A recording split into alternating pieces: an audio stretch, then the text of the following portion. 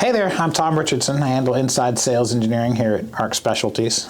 Today we're talking about a project that FANUC brought us. FANUC likes to bring us their more challenging robotic integration projects because we've had a good track record integrating their robots into challenging situations in the past.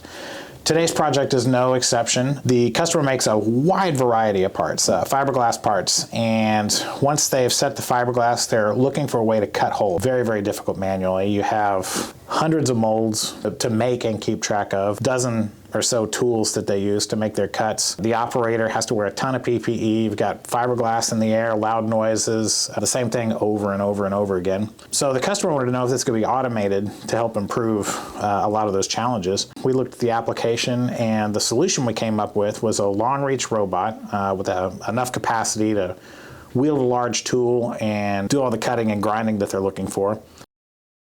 I'm Keith Luce, a control programmer at SICK Specialties. I had the opportunity to work on the fiberglass processing cell. This cell would be used to machine features and to remove excess material from molded fiberglass parts. To facilitate an efficient process, we implemented a number of valuable features into the cell. The cell has a very capable PushCorp milling spindle that has a tool lock and unlock. To maximize process efficiency, we implemented an automated tool changer so that multiple features can be cut with a single setup. To allow ease of programming, we implemented a tool database as well as a parameterized cutting algorithm.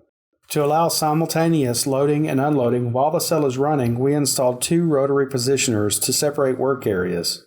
To make this safe, we are using 2 zones which are protected by light curtains so that if an operator moves into a zone where the robot is working, the robot stops immediately and requires a reset and a restart. The last significant feature of this cell is the use of RFID technology to facilitate program selection based on the specific fixture that is loaded to the machine.